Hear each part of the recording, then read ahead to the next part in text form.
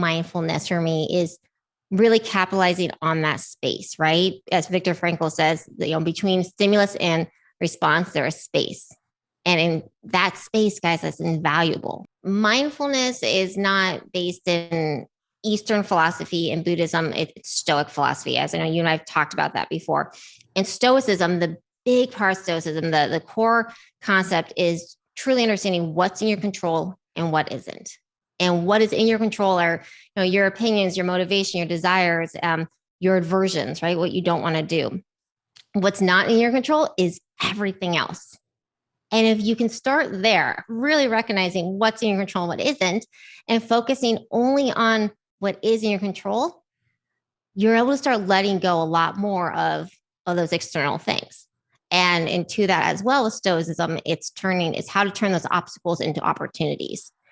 So I use that approach in, how I view mindfulness and how I view mindful leadership, which again, you guys, mindful leadership is not a job title, it's a lifestyle, which is to understand that it's on us to inspire others to do better. Stick with the facts, that you don't use judgment language as well. When I've interviewed some employees, I was interviewing this one person who's kind of mid-level management, and she's telling me about how lazy her front desk employees were.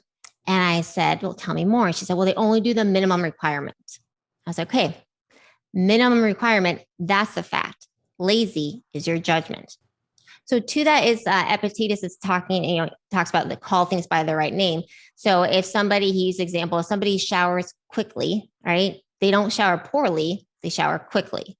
And we use that every day. I tell a story of my husband is a fantastic driver, annoyingly good at parking, so good. So I try to avoid ever having to drive with him in the car or especially park. And there was a day where I pulled into a parking spot. He was in the passenger seat, got out, and he looks and he says, oh, you parked close to the lines. I did park close to the lines. That was fact. However, I heard something much different. I pretty much heard you are a horrible driver. You cannot park. Look how bad you did, and I had to recognize that I was hearing not his words, but my judgment. And once I could take a step back and be like, okay, nope. He said I parked close to the line. I did park close to the line. That was it. And then it's our choice on how we move forward. So the Stoics are really clear understanding that what people say, stuff outside of our control, our response to it inside of our control. And then having the confidence to own the truth, right? The facts without needing to allow our ego to get involved to defend us. And Stoicism is really the foundation to CBT, cognitive behavioral therapy, right? So it's used all the time. A lot of times we're talking about Stoicism without realizing it. Stoicism is not about shoving down your emotions and not having any. That's little s Stoic, right? That's the Queen of England Stoic. Stoicism is all about having emotions, right?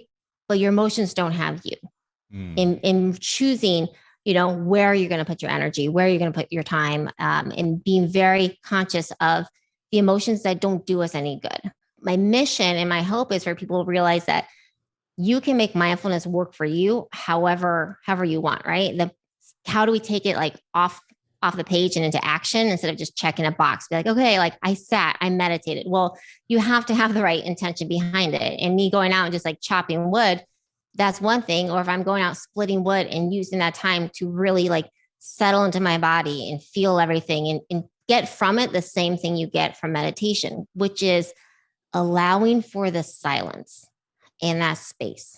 That goes back to my entire approach to mindful leadership, which is in our reflex and our reflection of things. So how we respond to that initial stimulus, be it a positive one or a negative one. What do we do in that space? And then how do we eventually respond within our reflection?